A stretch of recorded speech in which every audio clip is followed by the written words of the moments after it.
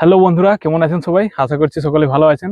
তো আজকে আমি বর্তমানে আপনাদেরকে দেখাবো যে মোবাইলের মাধ্যমে মানে শুধু একটি স্মার্টফোনের মাধ্যমে আপনার ব্যাংকের ডিবিটি কিভাবে লিঙ্ক করবেন অথবা চেক করবেন। সর্বপ্রথম আমি আপনাদেরকে দেখাই আপনার ব্যাংকে ডিবিটি লিঙ্ক আছে কি না।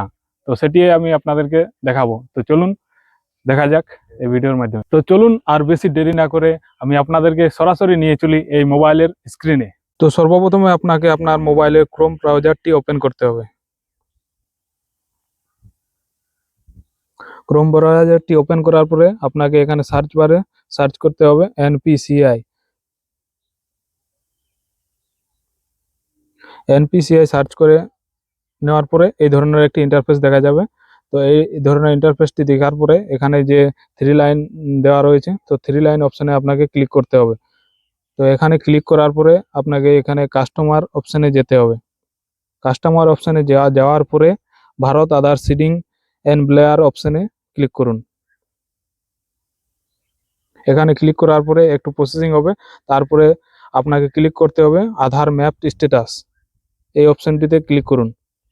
এই অপশানটিতে ক্লিক করার পরে আপনাকে আপনার এই 12 সংখ্যার আধার নাম্বারটি এই 4টি ঘরে বসাতে হবে। তারপরে আপনাকে এই ক্যাপচার কোডটি বসাতে হবে।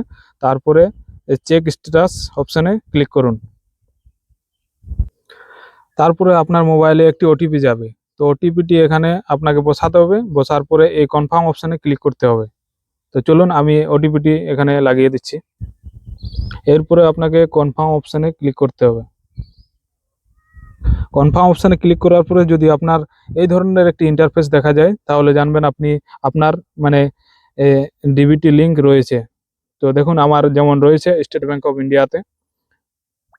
এটি হলো একটি সহজ প্রক্রিয়া এই ব্যাংক ডিবিটি চেক করার। তো আরও অন্যান্য পদ্ধতি রয়েছে।